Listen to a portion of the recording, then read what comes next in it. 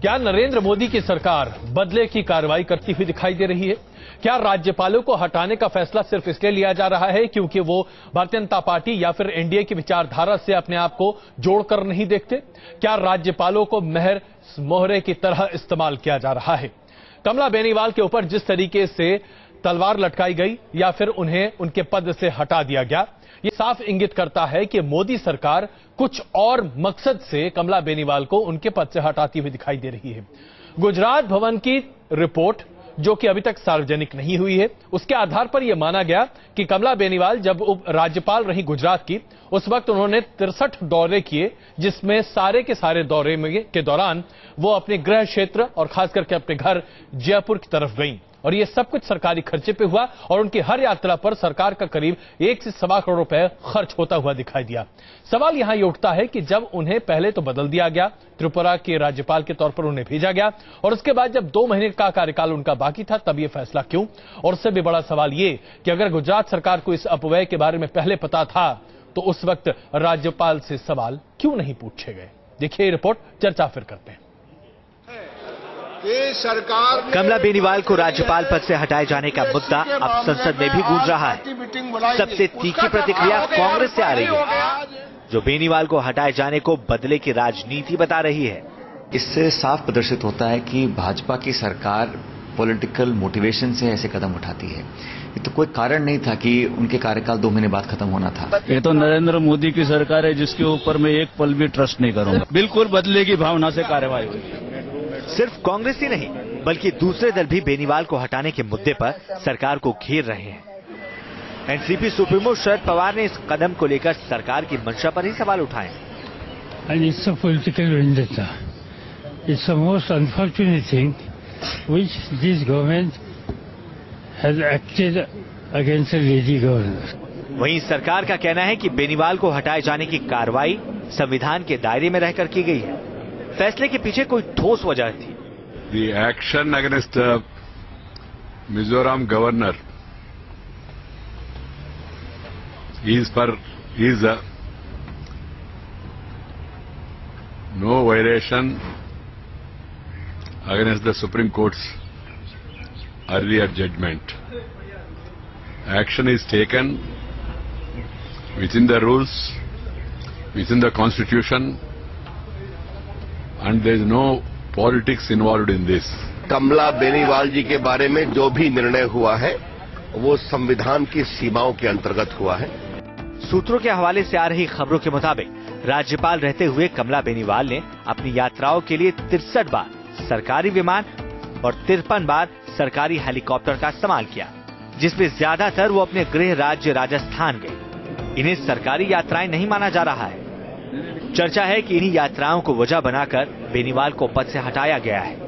बेनीवाल का कार्यकाल पूरा होने में सिर्फ 2 ही महीने बचे थे, लेकिन इससे पहले ही उन्हें हटाया जाना अब सियासी संग्राम का मुद्दा बन गया है। दिल्ली से सैयद मुजीज इमाम, न्यूज नेशन। अब सवाल यहां पर यह उठता हुआ दिखाई दे रहा है कि आखिरकार मोदी की सरकार ने इस कार्रवाई को अब क्यों अंजाम दिया? अभी गलती से मैंने कमला बेनीवाल को त्रिपुरा का राज्यपाल कहा था, लेकिन दरअसल फिलहाल जब तक उन्हें हटाया नहीं गया था, वो मिजोरम की राज्यपाल थी। बातचीत करने के लिए हमारे साथ मौजूद है भारतीय जनता पार्टी से संबित पात्रा। हमारे साथ कुछ ही देर में कांग्रेस से अखिलेश प्रताप सिंह जी जुड़ेंगे और संविधान विशेषज्ञ डॉक्टर प्रियम त्रिपाठी इस वक्त हमारे साथ मौजूद हैं। डॉक्टर त्रिपाठी, शुरुआत में आपसे करूंगा। राज्यपाल को हटाया जाना ये कोई अपने आप में नई बात नहीं है। 2004 में जब यूपीए सरकार आई थी, उस वक्त भी 4 राज्यपालों को इसी तरीके से हटाया गया था। बड़ा जबरदस्त हो हल्ला था, लेकिन उसी की पुनरावृत्ति एक बार फिर होती हुई दिखाई दी है जब मोदी सरकार सामने आई है। जिस तरीके से सुप्रीम कोर्ट का एक तरह से आदेश सामने है, उसके बाद इस तरह की कार्रवाई करना, क्या आपको नहीं लगता कि यह सिर्फ विशुद्ध बदले की राजनीति है? अजय जी, अब फैक्ट्स ऑफ द मैटर क्या हैं ये तो मुझे नहीं पता है। कि जांच का विषय है कि उनके यात्रा व्यय में जो खर्चे हुए उसे सरकारी व्यय में जोड़ा जाए या न जोड़ा जाए।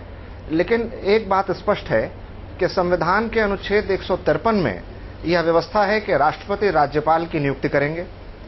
संविधान के 7वें संशोधन 1956 में यह व्यवस्था भी कर दी गई कि किसी राज्यपाल को 1 से अधिक राज्यों का प्रभार दिया जा सकेगा जी। और रघुकुल तिलक वाले मामले में, जिसमें सर्वोच्च न्यायालय ने स्पष्ट कहा था कि राज्यपाल संघ के नियंत्रण में कार्य नहीं करते हैं जी। और न ही वे राज्य सरकार के नियंत्रण में जी। हैं। वे एक स्वतंत्र संवैधानिक पद हैं।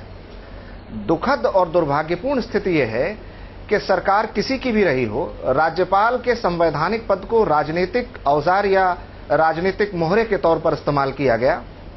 इसके पहले सरकारिया आयोग ने, जो संघ राज्य संबंधों पर बना पहला आयोग है जी, उसने ये साफ सिफारिश की थी कि राज्यपालों की नियुक्ति के समय राज्य सरकारों से परामर्श लेना चाहिए जी।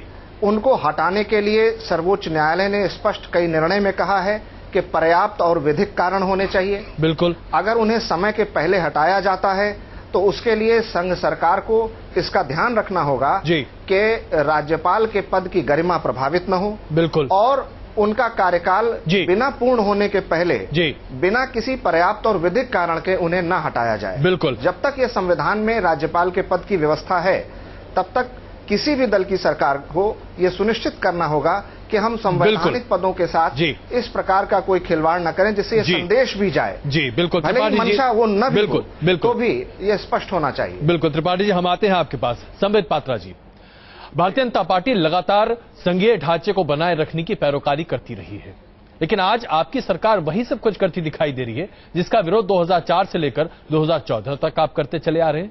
क्या फर्क है आप में और यूपीए सरकार?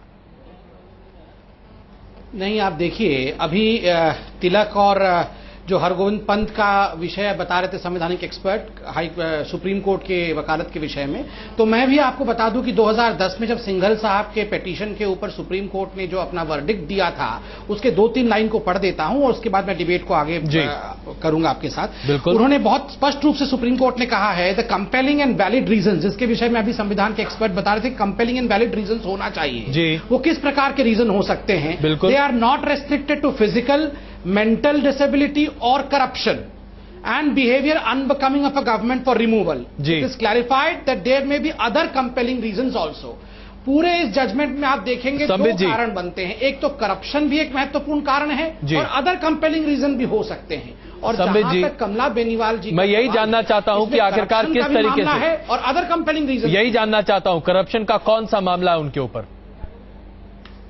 चलिए मैं एक एक करके आपको करप्शन के मामले बता देता हूं, जो कि आधिकारिक रूप से सुप्रीम कोर्ट ने भी संज्ञान लिया है और राजस्थान के लोग अभी कम से कम ये बता दीजिए कि गुजरात के राज्यपाल के तौर पर कमला बेनीवाल ने करप्शन का कौन सा मामला किया था जिसे हवाला देकर आज उन्हें आप हटाना चाह रहे हैं?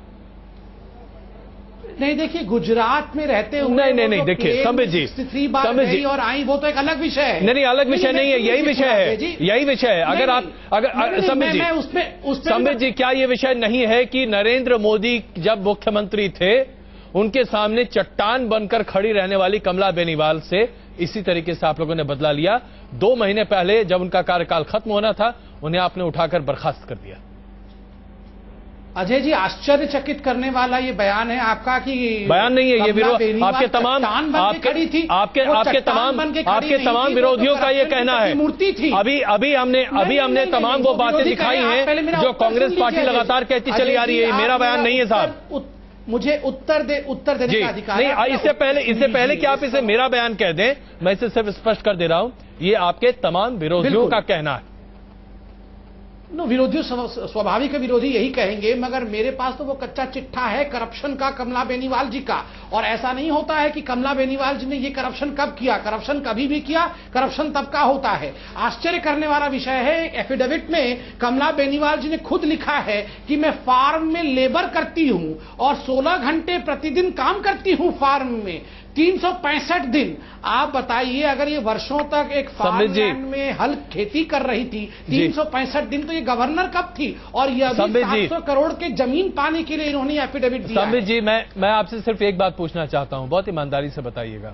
जब नरेंद्र मोदी गुजरात के मुख्यमंत्री थे, क्या उस समय बीजेपी की सरकार को यह तथ्य पता नहीं थे? अगर थे तो आप लोगों ने क्या इसका कोई विरोध कहीं दर्ज किया? कहीं कोई विरोध? अजय जी, ये विषय नहीं, बिल्कुल विरोध चिट्ठी के रूप में, रिप्रेजेंटेशन के रूप में सेंट्रल क्या भारतीय जनता पार्टी उसे जारी कर सकती है? अनेकों बार दिया जा चुका है। क्या भारतीय जनता पार्टी उसे जारी कर सकती है? अनेकों बार दिया जा चुका है, ये ऑन रिकॉर्ड है। नहीं, अगर भारतीय जनता पार्टी से आज जारी करके ये कहती कि हम कमला बेनीवाल को हटाने की पेशकश लगातार करते आ रहे हैं क्योंकि ये अमुक वजह है, और ये तमाम चिट्ठियां हैं जो कि राष्ट्रपति को लिखी गई हैं राज्य सरकार के द्वारा। क्या आप उन चिट्ठियों का हवाला दे सकते हैं? क्या गुजरात सरकार आज उन चिट्ठियों को सार्वजनिक कर सकती है? देखिए, सबसे महत्वपूर्ण विषय ये गुजरात सरकार का विषय नहीं है, ये भारत सरकार और सबसे महत्वपूर्ण विषय महामहिम राष्ट्रपति का विषय है। अगर महामहिम राष्ट्रपति जी ने ये निर्णय जिन मुद्दों का आज हवाला दे रहे हैं वो मुद्दे उस समय भी उतने ही ज्वलंत थे जिस वक्त वो गुजरात की राज्यपाल थी और नरेंद्र मोदी के रास्ते में लगातार दिखाई दे रही थी। मैं वो भी बता रहा हूं कि कब कब हमने कहां लिखा था और किस प्रकार से उसका संज्ञान नहीं लिया गया था। मगर एक बात आप बिल्कुल ध्यान से समझ लें इस विषय को कि ये निर्णय मिजोरम के गवर्नर को हटाने का महामहिम राष्ट्रपति का है, वो भी लीगल एडवाइस लेने के पश्चात।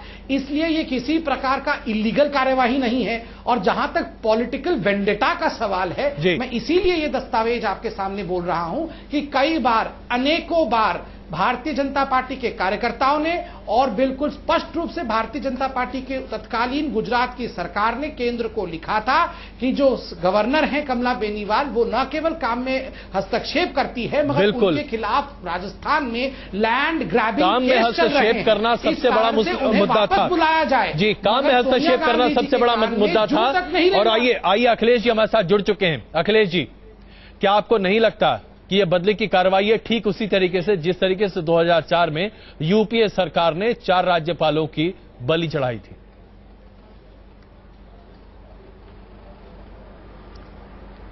देखिए, सुप्रीम कोर्ट के जजमेंट आने के बाद परिस्थितियां बदल गई हैं। उसमें दिखाया गया है कि ये पूरा अधिकार राष्ट्रपति का है, लेकिन अगर इस तरह से कृत्य हटाया जाता है तो उसका रीजन समझाना होगा राष्ट्रपति को, जी, जस्ट सेटिस्फाई करना होगा गवर्नमेंट को। और वो क्या होगा ये भी उसमें जजमेंट में बताया गया कि किस लेवल की क्या चीजें हो तो जी।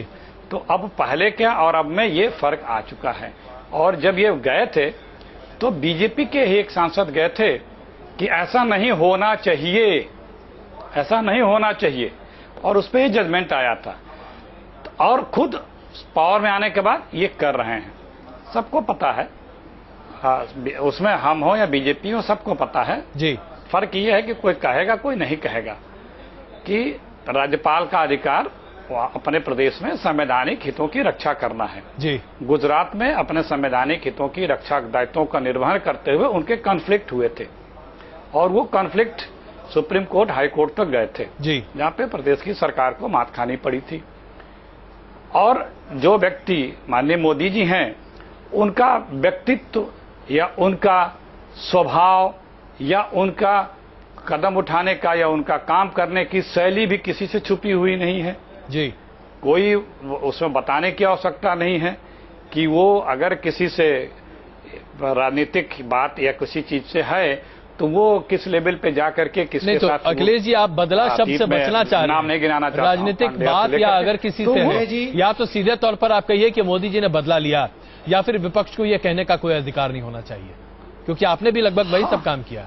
या तो मोदी जी ने बदला लिया, ये मामला बनता नहीं। हाँ, मैं तो वही कह रहा हूँ ना। देखिए, बहुत शब्दों का इस्तेमाल सही कीजिए ना।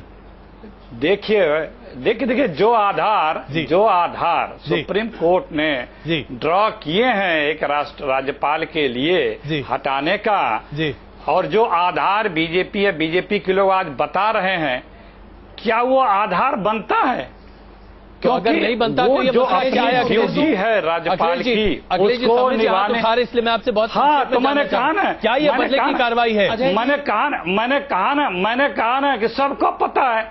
देखिए, देखिए अखिलेश जी, आप पांड्या से लेके आडवाणी जोशी जी से लगाए और यहाँ तक, इसलिए मैं सीधे तौर पर आपसे समझना चाहता हूँ, क्या ये बदले की कार्रवाई है? क्या कांग्रेस इसे बदले की कार्रवाई करार देती है, या आप इस बदला शब्द से बचना चाहते हैं? मुझको जितना कहना था वो समझने भर का मैंने कह दिया है। सबके समझ में भी आ गया, अच्छे तरीके से समझ में आ गया है। आपके लिए उसमें दुविधा कहीं नहीं है, और हिंदुस्तान के हर लोगों को भी समझ में आ गया है। संबित जी, इशारों में कांग्रेस खेलना चाहती है, खुलकर सामने नहीं आना चाहती। चलिए, अब पाला आपके हाथ में। अजय जी, मैं सिर्फ आज टेक्निकल विषय में बातें करूंगा, कोई रेटोरिक नहीं रहेगा। आप देखिए, मैं सुप्रीम कोर्ट के जजमेंट को लेकर बैठा हुआ हूं। सुप्रीम कोर्ट ने एक बहुत महत्वपूर्ण विषय कहा था। उन्होंने कहा अगर किसी भी गवर्नर को हटा दिया जाता है और वो मेरे पास अर्थात कोर्ट के पास आना चाहता है तो इन 4 कंडीशन में मेरे पास आ सकता है। इफ ही और she feels that the removal was either arbitrary, mala fide, capricious और विम्सिकल, अगर ऐसा लगता है तो वो मेरे पास आए, मैं संज्ञान लूंगा और मैं जजमेंट दूंगा, सुप्रीम कोर्ट ने कहा। अगर कांग्रेस को ऐसा लग रहा है, अगर कमला जी को ऐसा लग रहा है तो वो सुप्रीम कोर्ट जाए, मगर वो नहीं जाएंगे। वो इसलिए नहीं जाएंगे क्योंकि उनको पता है कि ऐसी भी एक चिट्ठी है जहां उनके काली करतूतों के विषय में लिखा हुआ है। वो करप्शन करे और हम बदनामी भी ना करवाएं उनकी, ये कैसी बात होती है आप बताएं। आप जाए कोर्ट में, कोर्ट आपको सुनेगा नहीं, क्योंकि there are compelling reasons as to why Kamla Beniwal has been removed. बिल्कुल। तो क्या अखिलेश जी आप ये चुनौती स्वीकार करते हैं? अजय जी, राजनीति से होती है, अदालतों से नहीं होती है। और संदेश और मैसेजेज जो भी आप कहें वो कृत्यों से, एक्शन से, भाव भंगिमा से चले जाते हैं और जो कहना जो चाहता है वो सबके समझ में भी आ जाता है। हम आप लाख बहस करें, कोई डिफेंड करेगा, कोई अटैक करेगा, लेकिन कमला बेनीवाल और मोदी जी के मैंने सुन लीजिए जी के रिश्ते और उनकी जो एटीट्यूड है, उनकी जो स्टाइल है, जो भी हो, कमला बेनीवाल ही नहीं, जो भी हो, नहीं अखिलेश जी, जो बुरा मत मानिएगा, मीटिंगें ना करता हो। अखिलेश जी, नहीं। आप जैसे नेता जो हैं बड़े साफगोई से चीजों को सामने रखते हैं। आज बड़ा बचता बचाता आपका डिफेंस सामने आता दिखाई दे रहा है। आप आक्रामक होना चाहते हैं लेकिन हो नहीं पा रहे हैं। नहीं तो बचने की बात कर रहे हैं आप, या तो कांग्रेस आप जो चाहेंगे आप, मैं आक्रामक हूँ। देखिए, या तो आप स्वीकार कर अजय जी सुनिए, हमाम में सब